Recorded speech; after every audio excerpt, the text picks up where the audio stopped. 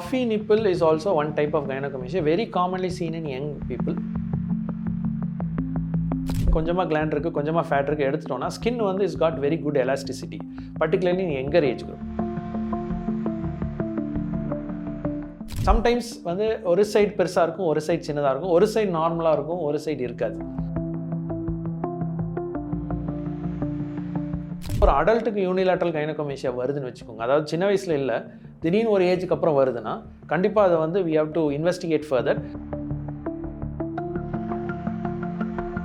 Clinically we think it is benign, அதாவது cancer மாதிரி இல்லை அப்படின்னு ஒரு இது இருந்துச்சுன்னா ஜென்ரலி பயாப்சிக்கு அவ்வளோ அனுப்புறது இல்லை.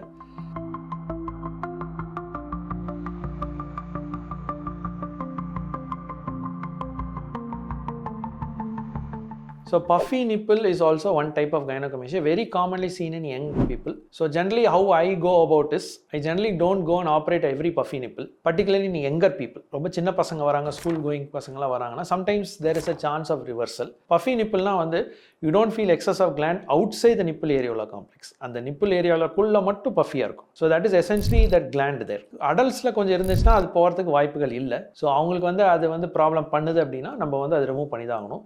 ஃபேட் காம்பனன்ட் கம்மியாக இருக்கனால லைப்போசெக்ஷன் ஒர்க் கம்மியாக இருக்கும். But even then we do little bit of liposuction, கொஞ்சம் ஃபெதரிங் அவுட் பண்ணுவோம். அப்போ தான் வந்து நான் சொன்ன மாதிரி அந்த ஸ்மூத் எஃபெக்ட் கிடைக்கும். இல்லைனா திருப்பி அங்கே ஒரு கிரேட்டர் ஆயிரும். அங்கே மட்டும் நீங்கள் ரிமூவ் பண்ணிங்கன்னா திருப்பி கிரேட்டர் ஆகிறதுக்கு வாய்ப்பு இருக்குது.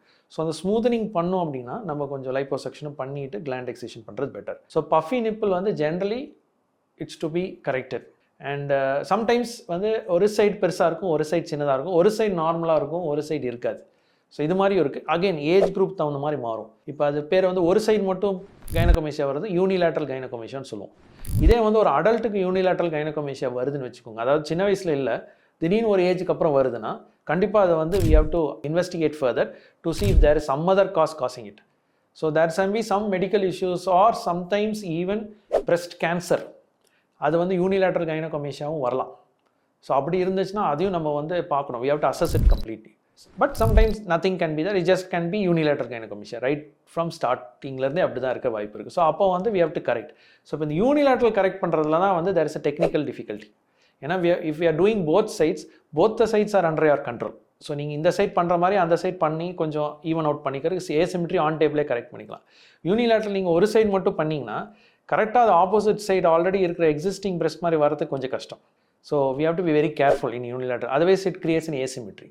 அப்போ ஒரு சைடு மட்டும் ரொம்ப பண்ண மாதிரி இருக்கும், ஒரு சைடு வந்து கொஞ்சம் ஜாஸ்தியாக இருக்கிற மாதிரி, even though that is normal. So that the patient has to be educated and sometimes we do a touch up on the normal side also. இப்போ இந்த சைட் பண்ணிவிட்டு இந்த சைட் கரெக்டாக இருக்குது அப்படின்னா இந்த சைடு கொஞ்சம் டச் அப் பண்ணுறது, so that it becomes most symmetrical. So symmetry has to be defined on table. Gynaecomastia பண்ணதுக்கப்புறம் generally if it is going to be something which clinically we think it is benign, அதாவது cancer மாதிரி இல்லை அப்படின்னு ஒரு இது இருந்துச்சுன்னா generally பயாப்சிக்கு அவ்வளோ அனுப்புறது இல்லை. But sending it for biopsy is not at all wrong. நம்ம அனுப்புறது இட்ஸ் பெட்டர். அந்த கிளாண்டுலர் டிஷ்யூ, அந்த ஃபேட் எதாவது வந்ததெல்லாம் வந்து we can send it for biopsy. So என்ன ஆகும்னா நம்ம இந்த மாதிரி யூனிலேட்ரல் கைனகோமேஷியா இருக்கும்போது டவுட் இருக்கும்போது டெஃபினெட்லி வீல் சென்ட். ஒரு எல்டர்லி ஏஜ் குரூப்பில் வந்து பேஷண்ட்டுக்கு திடீர்னு வந்துச்சுன்னா அவங்களுக்கு கண்டிப்பாக அனுப்புவோம்.